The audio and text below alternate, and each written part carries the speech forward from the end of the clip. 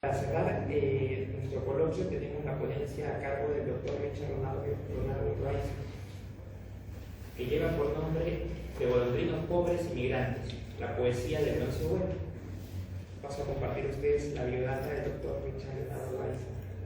Es doctor en literatura peruana y latinoamericana por la Universidad Nacional Mayor de San Marcos, magíster en estudios culturales por la Pontificia Universidad Católica del Perú, magíster en literatura peruana y latinoamericana por la Universidad Nacional Mayor de San Marcos, con diplomado en estudios de género por la Pontificia Universidad Católica y licenciado en literatura por la Universidad Nacional de San Agustín, miembro del grupo de investigación de literatura y cultura de la Facultad de Letras y Ciencias Humanas de la Universidad Nacional Mayor de San Marcos. Además es miembro del comité editor de la revista de letras de la Universidad Nacional Mayor de San Marcos, profesor del Departamento de Literatura de la Universidad Nacional Mayor de San Marcos y del Departamento de Literatura de nuestra Casa de Estudios, la Universidad Nacional Federico Villarreal, ponente en eventos nacionales e internacionales, autor de las obras La letra, la imagen y el cuerpo, ensayos sobre literatura, cine y performance, y El cuerpo mirado, narrativa afroperuana en el siglo XX, editor de Poética sobre lo negro, literatura y otros discursos sobre lo afroperuano en el siglo XX, con estudios de literatura brasileña, Caracol, entre otros. Publicó una edición crítica de Jorge, el hijo del pueblo de María Nieves y Bustamante, año 2023. Es coordinador de Gelicú, del grupo Jorge Lucinán Tudela. Precisamente nos acompaña en el día de hoy. Así que fuertes aplausos para el doctor Richard Ronaldo Rice.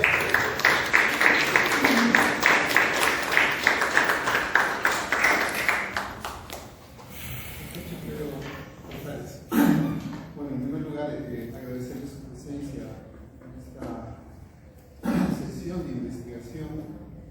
Y bueno, ¿no?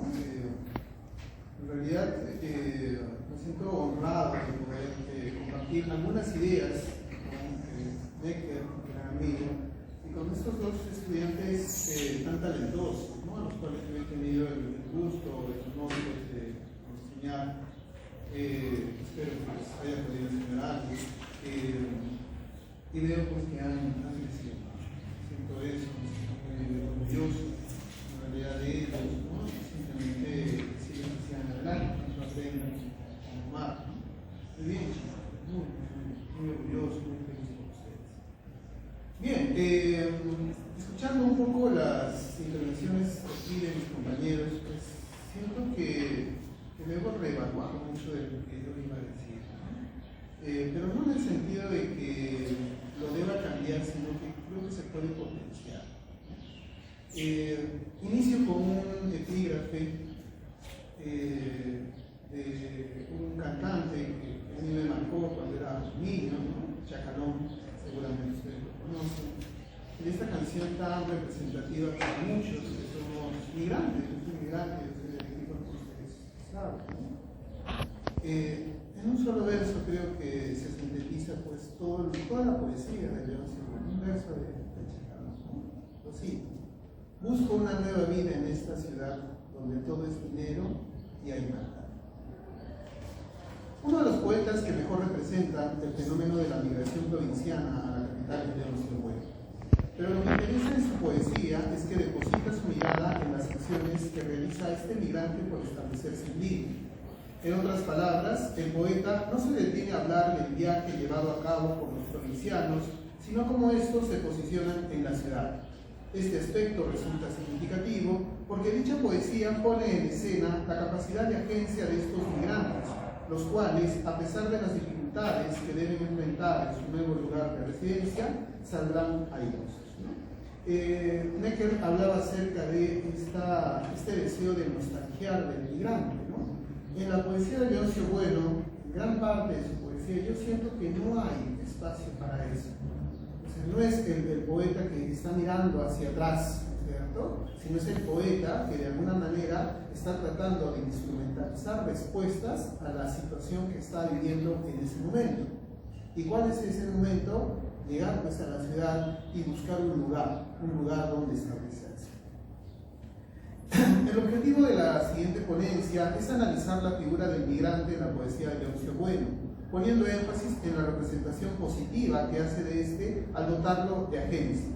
Para llevar a cabo el análisis se apela a los aportes que realizan sobre esta categoría el economista Amartya Sen y Elena Belvedresi.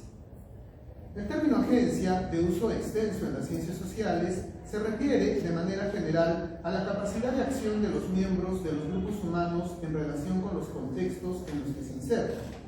El agente desarrolla sus acciones inmerso en una trama de otras acciones frente a las cuales puede tomar la iniciativa, es decir, decidir si actuar o no, o bien reaccionar a lo dado. Elena Belvedresi sostiene que el agente, abro cita, al actuar, tiene la capacidad de actualizar las condiciones de las estructuras sociales en las que está posicionado, y al hacerlo, sus acciones contribuyen a la reproducción social. Pero además de su inserción en un contexto social que le precede y que en tal sentido podría denominarse objetivo, el agente tiene la capacidad de considerar el mundo desde un punto de vista que entiende propio. Se ha identificado esa capacidad como la dimensión subjetiva constituyente de la realidad social, entendiendo por ella la posibilidad que tienen los agentes de pasar por sí lo que viene dado desde el mundo histórico-cultural, la habilidad de apropiarse de marcos de sentido disponibles, apropiación que también puede ser resignificación o incluso una radical generación de sentidos nuevos. El agente tiene la capacidad de evaluar sus condiciones de vida y, si lo considera necesario, intentar cambiarlas en beneficio propio o de los demás. El agente adquiere un estatus desde el cual le es posible decidir y actuar. En el caso del Perú, la segunda mitad de la década de los años 40 se caracteriza por la migración que realizan miles de peruanos desde la provincia hacia las principales ciudades, en especial Lima. Esta migración es representada por la poesía peruana, por la narrativa también. Sin embargo, Leoncio Bueno se ocupa no del viaje realizado, sino de lo difícil que resulta para el provinciano el establecerse en estas ciudades. Puede decirse que la poesía de Bueno representa la gesta del migrante por integrarse a la ciudad, en la que se muestra lo difícil que resulta hacerse dueño de una parcela de tierra. Pero a la par, Bueno describe las condiciones de injusticia social en las que debe desenvolverse el migrante, un contexto en el que el capitalismo define todas las relaciones sociales, ¿no? Es interesante, por ejemplo, lo que ha tanto anotado Brenda como Omar, ¿no? Esta idea de la protesta social, ¿no? Entonces, a Leoncio Bueno no solo deberíamos mirarlo, como lo ha mirado gran parte de la crítica, como este poeta pues, que rememora, ¿no? Recuerda, o de alguna manera pone en escena este enfrentamiento del migrante con la ciudad, sino que en realidad lo que hace este poeta es hablar sobre las condiciones difíciles que debe enfrentar el migrante, pero a la par pone en evidencia quiénes son los responsables de estas condiciones. En ese sentido se convierte pues, en un poeta político, ¿no? Y su poesía se convierte en una toma, ¿no es cierto?, de posición respecto a lo que está sucediendo en el Perú. Un poema que me gustaría analizar junto con ustedes es este que se llama Huayna de Comas. Está precisamente en la pantalla, ¿no? Permítanme leerlo, por favor. Hablo aquí, en este lugar, atrapado al alambre de púas del combate social. Hablo aquí, donde antes no había nada. Siento cada día aumentar mi jaleo. Mi voz bien subversiva en esta tierra tomada al impulso de tantos. Somos 700.000 artistas preñados de violencia moderna. Entre ellos, muchos mejores que yo hablan y escriben vaticinios. Soy uno de tantos animados, palabras en un papel rayado. Confieso, estoy experto en tomarles la palabra a quienes me rodean. Las tomo, les doy vuelta, las meneo, devuelvo de tal forma que ni los mismos padres reconocen a sus hijas.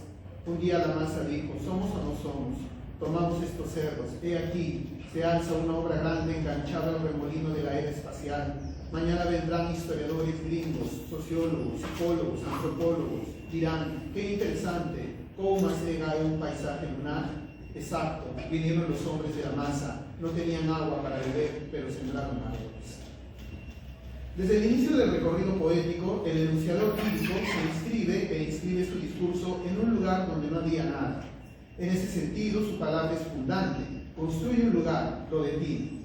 Este lugar hace que el enunciador lírico se alborote entre en tumulto, en tendencia. Este no lugar permite al enunciador lírico hablar, manifestarse. Aquí su voz es subversiva, contestataria, en una tierra que ahora es suya, no por derecho, sino que fue tomada. Se trata del migrante que ha llegado a una tierra que no era suya, pero que la ha hecho suya. Un aspecto importante es que no se trata de un acto individual solitario, sino que es parte de una acción colectiva. Son 700.000 migrantes que ahora habitan ese lugar donde no había nada. El enunciador lírico define a los migrantes como artistas que hablan y escriben vaticinios. Son gente que hace poesía. Para el enunciador es así, pero la poesía no solo es escrita, sino oral. Hablaba Brenda de Spivak, lo citaba, ¿no?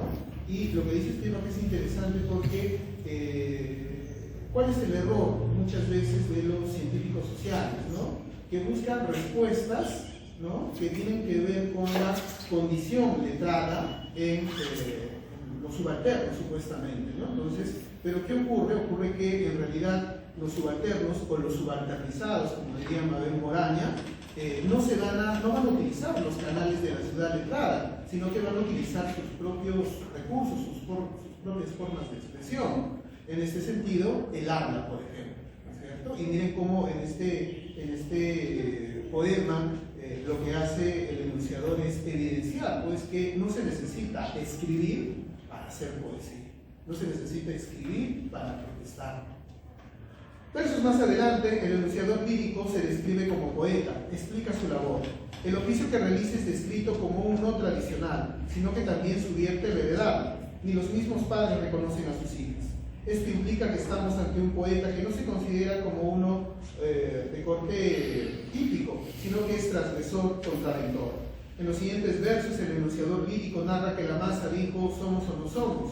Esa es una pregunta sobre la identidad, pero también se convierte en una expresión que inquiere si tendrán el valor de realizar una determinada acción. Dicha acción está relacionada con el hecho de tomar los cerros, de ocuparlos, de ser los suyos. Entonces, el enunciador lírico asume la posición de aquel que no tiene nada, del desposeído, del que debe tomar a la fuerza algo que no es suyo, la tierra. Se trata de un migrante que se convierte en poblador, que anhela la propiedad. El lugar que toman se alza una obra grande enganchada al remolino del aire espacial. La tierra que han ocupado es comparada por sus características físicas con un paisaje lunar. Esta idea se reafirma con los siguientes versos. Mañana vendrán historiadores gringos, sociólogos, psicólogos, antropólogos. Dirán: qué interesante cómo se llega a un paisaje lunar.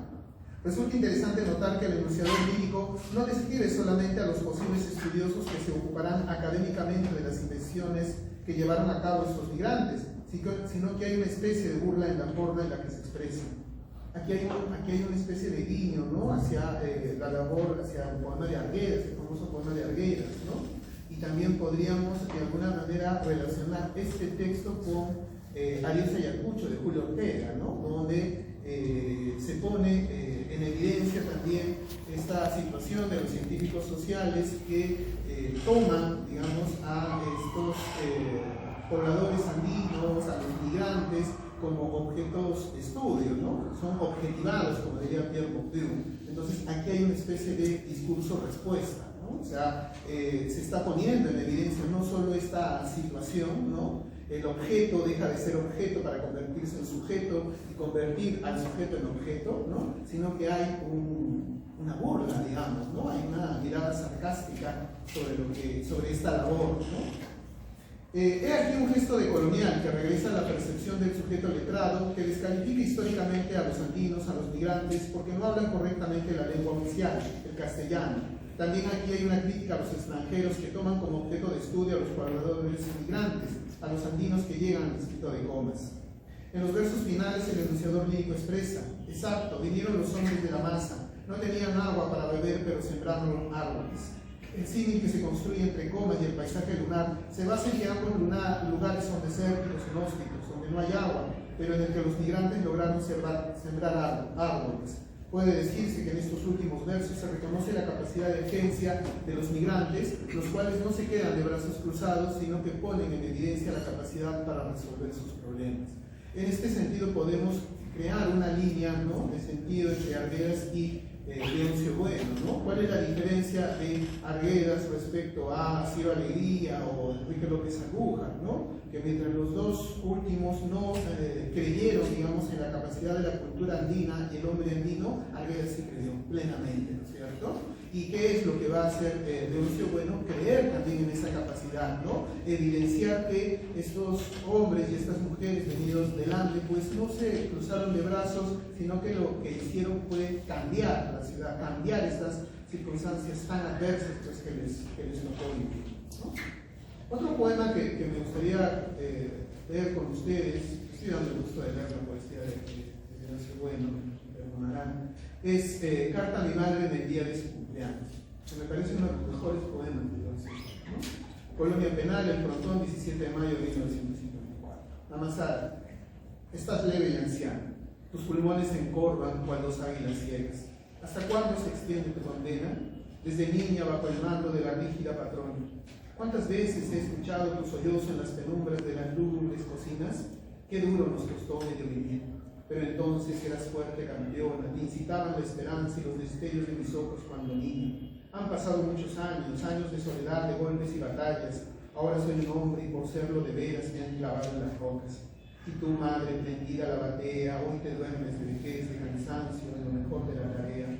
Con tu dulce cabeza medio hundida en el agua como nube de blanco amanecer, y pensar que la vida no mejora, que seguimos crispando los puños por el grano, que nos tapan la boca con máuseres y plomo, que lustramos con sangre la paz de los metales.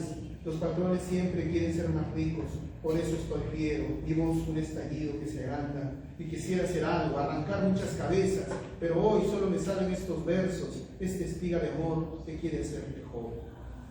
El enunciador lírico elabora un enunciado que se enmarca en el género epistolar. Su interlocutor, el enunciatario lírico explícito, es su madre.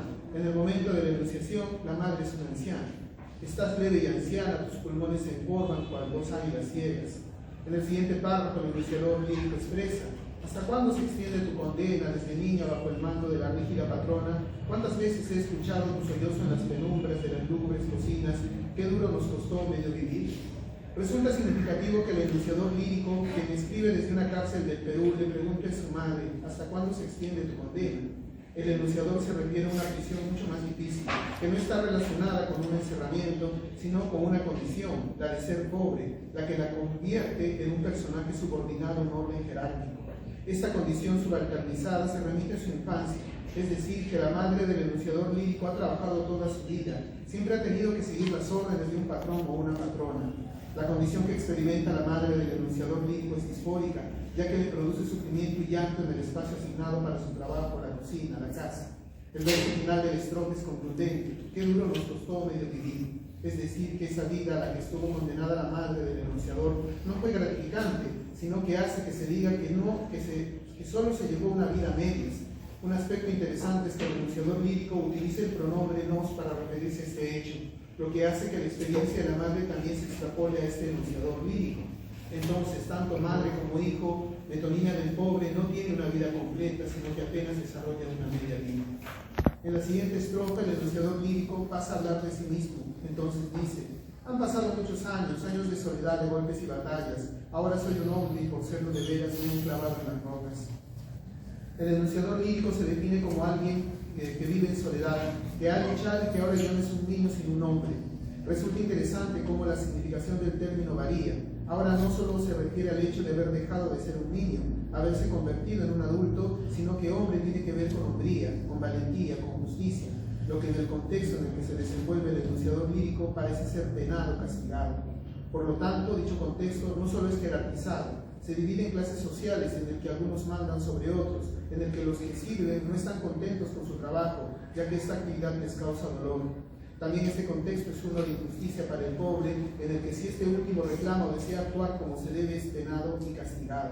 En ese sentido, como les digo, la poesía de Leoncio Bueno pues tiene esa característica, ¿no? O sea, no es simplemente el hablar sobre las condiciones que se están viviendo, sino quienes tienen la culpa de estas condiciones, ¿no? En la siguiente estrofa, el enunciador lírico vuelve a referirse a su madre en los siguientes términos: y tu madre prendida a la batea, hoy te duermes de vejez y de cansancio lo mejor de la tarea, con tu dulce cabeza medio hundida en el agua como nube de blanco amanecer. A pesar de la edad avanzada de su progenitora, esta sigue trabajando, desempeñándose en las labores de la casa ajena. Lava la ropa, cocina, tan cansada que se queda dormida en medio de la realización de su trabajo. El párrafo termina con una figura retórica que no llega a ocultar lo terrible de la situación que vive la madre del enunciador lírico debido a su condición de persona mayor. La siguiente estrofa, el recorrido poético, se refiere a la situación que viven los pobres en el contexto que se ha venido describiendo. Así, y pensar que la vida no mejora, que seguimos crispando los puños por el grano, que nos tapan la boca con náuseas y plomo, que ilustramos con sangre la faz de los metales. El enunciador lírico siente que la vida no mejora, que las condiciones que caracterizan esta vida no cambian a pesar del tiempo. El colectivo es descrito como uno que no ha cesado de reclamar, de exigir mejoras para su vida, pero que ha sido controlado, callado por las armas. Entonces el poder jerárquico de clases sociales defiende su estatus mediante un aparato militar. Este enfrentamiento tiene como precio el hecho de entregar la vida de los pobres que atentan en contra de este orden en el que ellos tienen la parte menos favorecida. La sangre es una metonimia de la vida.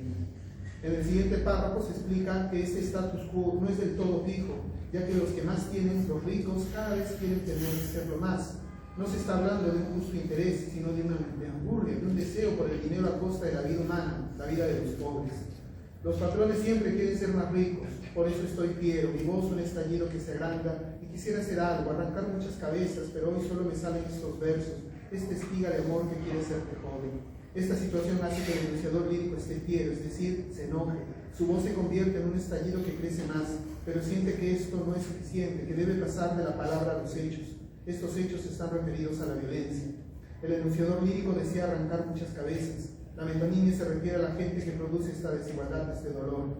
En la lógica del recorrido poético son los ricos los que deben cesar de vivir, pero el enunciador sabe que el momento en que enuncia aún no es preciso. Mientras tanto debe conformarse con escribir versos. Una espiga que no solo se revele en contra del estado de cosas, sino que también posibilite que su madre sea joven. Carta a mi madre, en el día de su cumpleaños, es un poema interesante porque tiene la apariencia de una comunicación íntima, una carta a la madre de corte individual, afectiva, pero en su desarrollo no solo expone este sentido, sino que le sirve al enunciador lírico para evidenciar el estado de desigualdad en el que su contexto se desenvuelve, el contexto en el que se desea cambiar porque se le considera injusto. Por ello el enunciador apela a la palabra, pero sabe que esto no es suficiente, que en cualquier momento pasará de las palabras a los hechos y estos serán violentos en contra de aquellos que deseen hacerse cada vez más ricos a costa de los pobres, del trabajo y el sufrimiento de los pobres.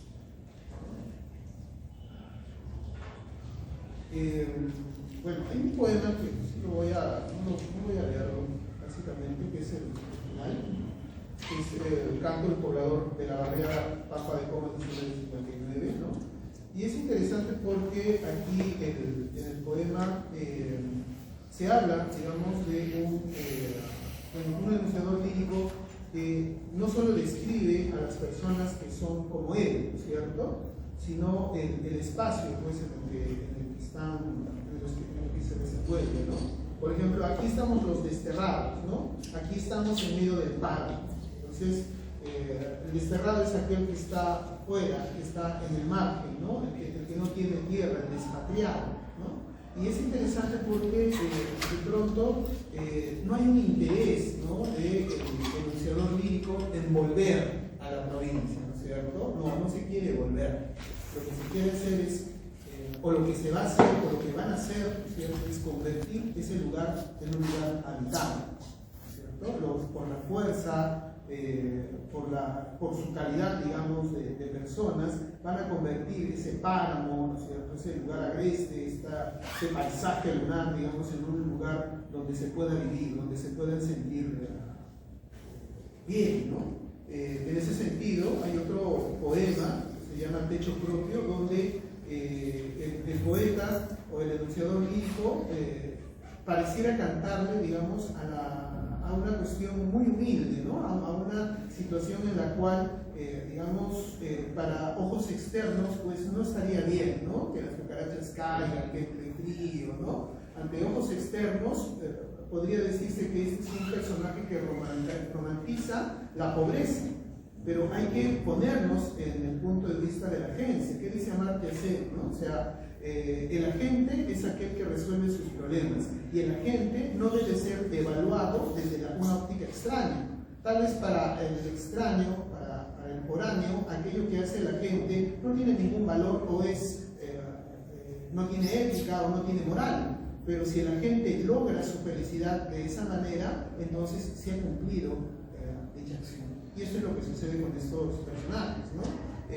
No podríamos hablar de un sujeto social que simplemente está aceptando pues, la pobreza y se regodea en medio de la miseria, sino es alguien que siente que esa pobreza y esa miseria es un lugar, ¿cierto? Es un lugar donde viven, donde existen, ¿no? Baudelaire decía la patria, ¿no es cierto? La verdadera patria es la infancia, ¿no? La segunda patria es la tierra, ¿no? La tierra propia, ¿no? Entonces, eso es lo que hace este enunciador bíblico, ¿no? Bueno, hay más cosas que decir, pero no ya nada.